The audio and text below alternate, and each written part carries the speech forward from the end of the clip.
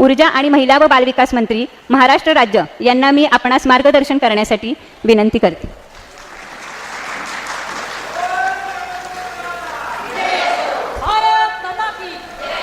भारत माता की, भारत माता की.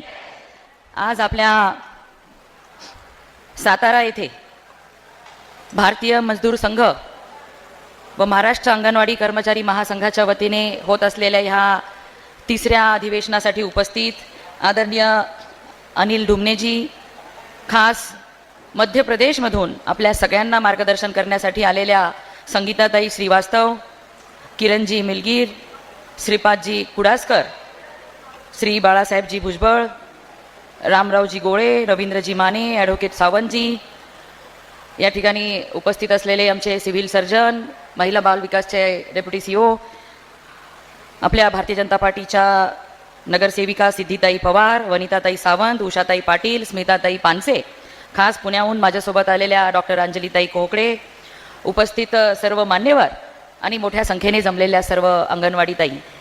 खरं तर प्रास्ताविकामध्ये सांगितलं की आपुलकीने मी वेळ दिला, ऐकून घेतलं, परंतु सगळ्याच लाडक्या बहिणी किंवा आपापल्या परीने आपल्या आपल्या कार्यक्षेत्रामध्ये देशसेवेसाठी, समाजसेवेसाठी योगदान देणाऱ्या सगळ्या माझ्या बहिणी ह्या माझ्या कुटुंबातला घटक आहे. अशाच पद्धतीने मी विचार करत असते आणि त्यांच्यासाठी जे जे काही करता येईल ते करण्यासाठी नेहमीच मी तत्पर असते. आणि आज त्याच निमित्ताने आपल्या ह्या अधिवेशनासाठी मी इथं आलेली आहे. जी बैठक माझ्या दालनामध्ये झाली, त्या बैठकीमध्ये आपल्या सगळ्यांच्या मागण्या ज्या आहेत त्या मागण्यांची सखोल चर्चा झाली. ज्या पद्धतीने आपल्याला कायमस्वरूपी राज्य सरकारमध्ये कर्मचारी म्हणून सामावून घेण्यात यावं ही आपली मागणी आहे. कोरोना काळामध्ये ज्या आपल्या परीक्षा ह्या घेतल्या गेल्या, अनेक वर्षांपासून घेतल्या गेल्या नाहीत, त्या आपल्या प्रत्येकीला प्रमोशन हवं आहे, त्या परीक्षा झाल्या पाहिजेत. अनेक आपल्याला वेळोवेळी मानधन मिळालं पाहिजे. जे अतिरिक्तचे कार्यक्रम आपण करता त्या अतिरिक्त कार्यक्रमाचं सुद्धा मानधन आपल्याला वेळेवर मिळत नाही, याची सुद्धा जाणीव आम्हाला आहे.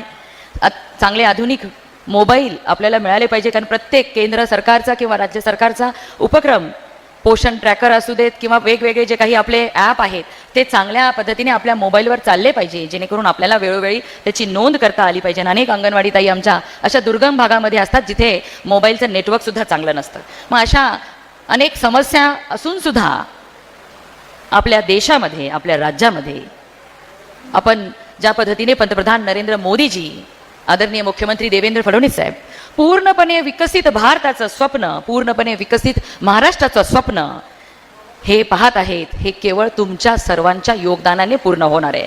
कारण की 2047 पर्यंत पूर्णपणे विकसित भारत होणार यामध्ये कुणालाही शंका नाही, कारण त्या दृष्टीने पावले हे आपले पंतप्रधान नरेंद्र मोदीजींच्या नेतृत्वामध्ये आपला देश उचलत आहे. परंतु एक सक्षम, सुदृढ, संस्कारमय अशी पिढी निर्माण करण्याचं काम तुम्हा सगळ्यांच्या हातामध्ये आहे. मग हे तुमच्याशिवाय शक्य नाही याची जाणीव आम्हा सगळ्यांना आहे. कारण देवेंद्र फडणवीस साहेब नेहमी सांगतात की आपल्या अंगणवाडी ताईंचं काम फक्त ताजा सकस अन्न बनवणं, शिजवणं आणि बालकांना देणं एवढ्यापुरतंच मर्यादित नाही, तर त्यांच्याकडनं राष्ट्र निर्मितीचं काम आपल्याला करून घ्यायचं आहे आणि ते करण्यामध्ये मोठं योगदान त्यांचं आहे. कारण आज देशामध्ये माता मृत्यू, बालमृत्यू, कुपोषण मध्ये आज महाराष्ट्र हा दिवसेंदिवस प्रगती करत चालला आहे. इथे आमचे सिव्हिल सर्जन आहेत, तेही सांगू शकतील की आज देशामध्ये 90 माता मृत्यू होतात वर्षाला. आपल्या राज्यामध्ये हा आपण 30 माता मृत्यू 30ची संख्या झालेली आहे, पण थोड्या टप्प्याटप्प्याने आपल्याला ही शून्यावर आणायची आहे. कारण की गरोदर माताची काळजी घेण्याचं काम सुद्धा तुम्ही सगळ्याजणी आपुलकीने करत असतात. जशी काही ती आपली बहीण आहे, जशी काही ती आपली लेक आहे, अशा पद्धतीने तिला पूर्णपणे चांगलं कसं तिचं बाळंतपण व्हावं, तिचं होणारं बाळ चांगलं व्हावं यासाठी तुम्ही चांगल्या पद्धतीने तिला सांगत असतात. त्याच पद्धतीने ज्या अंगणवाडीमध्ये आपल्या येणाऱ्या बालकांना सुद्धा पोषक आहार मिळावा, त्याला चांगला संस्कार मिळावेत, त्याला अबकड बाराखडीची ओळख करून देण्यापासून तर या देशाचा सुदृढ असा बालक तयार व्हावा यासाठी तुम्ही योगदान देत असतात.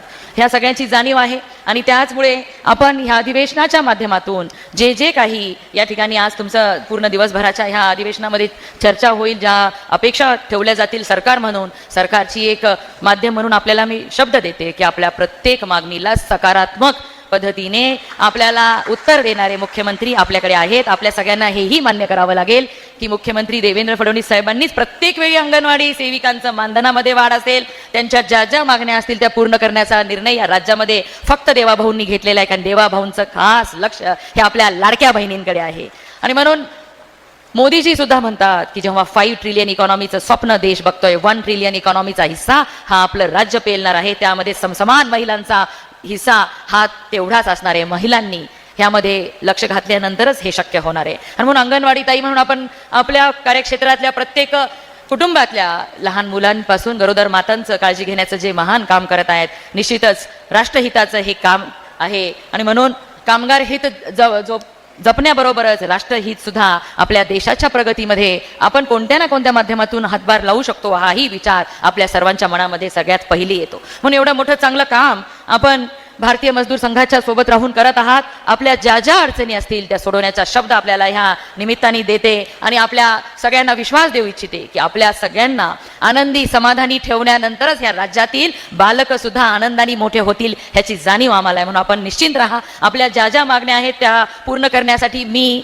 आपल्यातलीच एक म्हणून निश्चितच मुख्यमंत्री महोदयाच्या पाठीशी लागून आपल्या सगळ्या अडचणी दूर करून घेईन हा शब्द देते आणि माझे 2 शब्द संपवते. धन्यवाद. जय हिंद, जय महाराष्ट्र.